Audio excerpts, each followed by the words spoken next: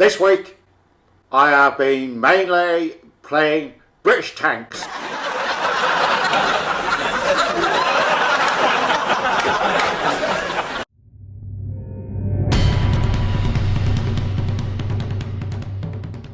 Hello again everybody, and welcome back to Fujit's Blitz. And yes, we are continuing the Play British Tanks hashtag, or hashtag buff the British. This time the Centurion 7.1, the British tier 9 medium.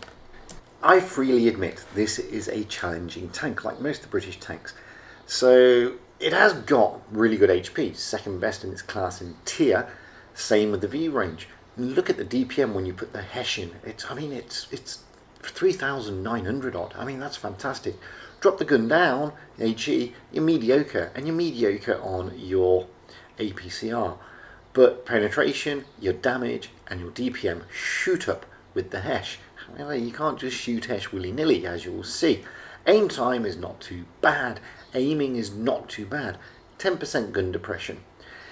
You can see here the tactics wise, well, it hasn't got many, has it? It's peekaboo, long range sniping, and circle of death, and it's a medium.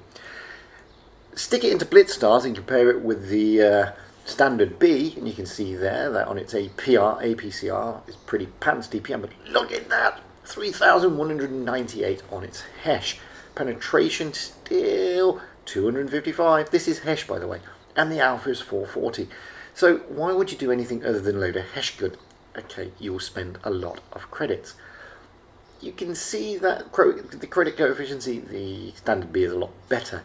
What about its win rates? Well, it does struggle, to be perfectly honest with you. The Cent 7.1 does struggle. But why? Well, it's another one of those quirky British tanks. You can see here when you look in the garage that the hull armour is pretty thin. That's one of its problems. Also, its camo values aren't exactly the best, but the reload time is not too bad, and it's churning out quite a lot of nice DPM if you've got that HE, which is more of a Hesh, but it is high explosive. However, if you put the heat gun in, you lose damage, but you gain penetration in your premium ammunition, which is normal, to be honest with you. Some people struggle with its reload at just shy of 9 seconds, but you know what?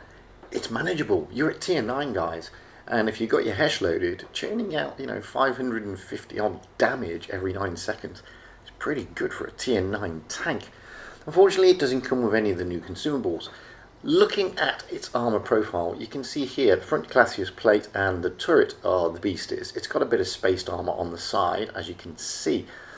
Thing is, it's another haul down British tank, and when you stick it up against an E50, an E50, it's going to pen you all over the place unless you go haul down.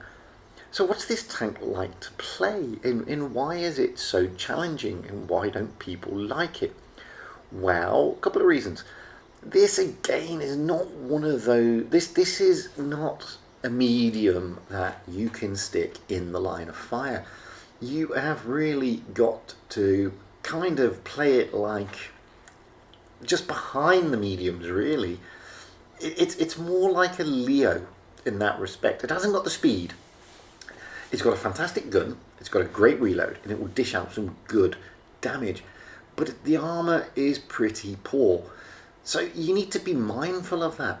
And you need to be mindful of the fact that what you're going to be doing, guys, in this thing is trying to keep it below these ridges, get that aim, get that gun, and do the damage. And try to keep it out of harm's way. People will shout at you. Oh, by the way, don't camp in this thing. I mean, it's not a camping tank. It gets a good long-range sniper.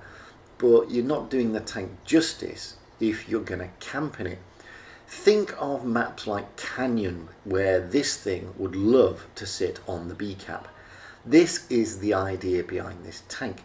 Get behind those ridges, use the 10 degrees of gun depression, and if you've got the gun, smack them with that premium HE, which is like a Hesh. And boy, will you do some damage. You really will. You'll quickly understand why this tank isn't as bad as people make out. Generally speaking, I don't find the British line, to an extent, that traumatic. It's just the way we play it. It could do with an armor buff, I admit. It could do with additional power, i.e. speed. But generally speaking, the tanks themselves just require a little bit of TLC. And it needs a bit of thought.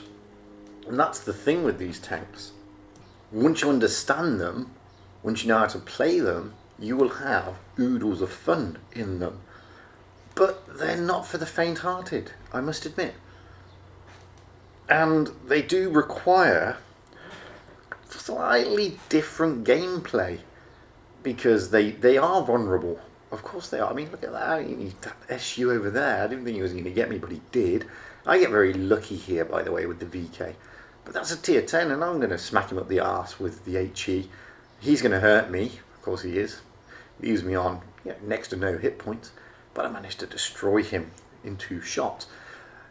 This is the thing about these tanks. I mean, they've got good guns, good aim time, good reload, good pen, good damage.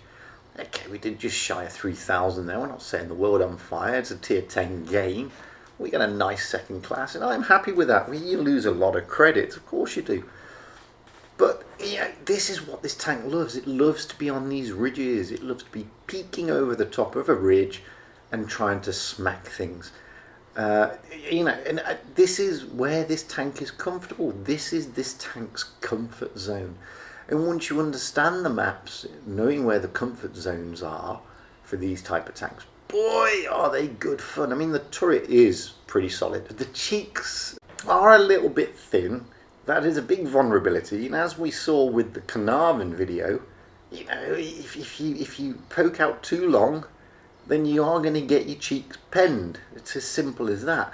So you've got to find these comfort zones, and you've got to play to the tank's strengths, not its weaknesses. I mean, its biggest weakness is going over the top. I mean, look at this. I'm bouncing left, right, and centre because they can't pen that turret. And these are big bounces. I mean, I've just bounced 450. And, the British tanks are really, really undervalued, in my opinion. And they're undervalued because they're challenging. You shouldn't look at it that way. You should look at the challenge and embrace the challenge and think, I'm going to have some good fun in these. I'm going to look at that 544 into that RU, HE right into his side. And you can get some good speed out of it. Boom, there we go. And I screw up a bit here with the louver. That's my bad, to be honest with you. I'm trying to try and smack him with the HE again and get another 461 roll out of him. But I do make a few mistakes here against the louver. I'm trying to get back into a haul down position over here, and I just can't get a good spot on him, unfortunately, without exposing the tank too much. He's going to expose me. That's just a bad shot, but he plays an equally bad shot, so I give up on him and go for the Object 704 instead, who I now know is concentrated on my louver. That is poor ammo selection by me. It's a waste of an HE premium round. I should have used APCR if I'm going to track him, but hey. But you can see that, another 475. We've done 2,554 damage now in this game. Oh, big bounce there from the louver. Can I smack his side? Yes, I can. Get another 400. We're now at 2,996. I don't think I'm going to be able to, maybe have to get one into the back of his head, but it's another wasted shot. Poor ammo selection by me. We've done over 3,000 damage in this game. We don't survive, unfortunately, but hey, we had fun. That's the main thing. I mean, we really did have fun in this tank. The reason we don't survive is because I get rushed. As simple as that. My aim here was to take out the tier 9 to give my T-34 a chance, and that's what we do, exactly that, take out him. He knocks me for 500 though, which I could have, you can see how easy it is to pen that front, that hull. I needed him to do that. This gives my T-34, is it a T-34? I think it's a T-34, hope. I'm going to get wasted. There we go. T34 goes on to carry my noobish arse, which I'm eternally grateful for. The Centurion 7-1. It's not a bad tank. I like it. I think once you get to understand it, it's a beautiful tank. It's not, it's more of a light, it is a proper medium, guys. It really is a proper medium. You can't stick this anywhere near the front line. You've got to find those ridges, you've got to pick your targets, and you've got to have the right ammunition selection. With that, you will have a barrel of fun. Anyway, I've been Fujit.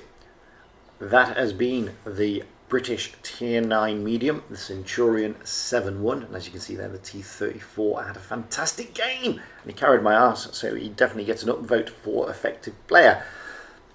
I like this tank. I like most of the British tanks, and I'm still doing my Crusade campaign on Play British Tanks. And if you don't like them, buff the British, or buff the British tanks. I don't care, either way. Thing that does worry me though are the proposed changes to the Tier 10 heavies in update 6.9, where they're going to get an HP buff. That is going to make tanks like this struggle a bit more, I think, especially when it will obviously go into Tier 10 games. It's going to struggle against some of these bigger heavies now. Anyway, comment, like, and all the other stuff below. If you haven't yet, press subscribe. It's a lovely thing to do. By all means, email me your replays or post them to my Discord server. And until the next time, stay safe out there, have fun on the battlefield, and happy tanking. Because that is what it's all about. Having fun and being happy.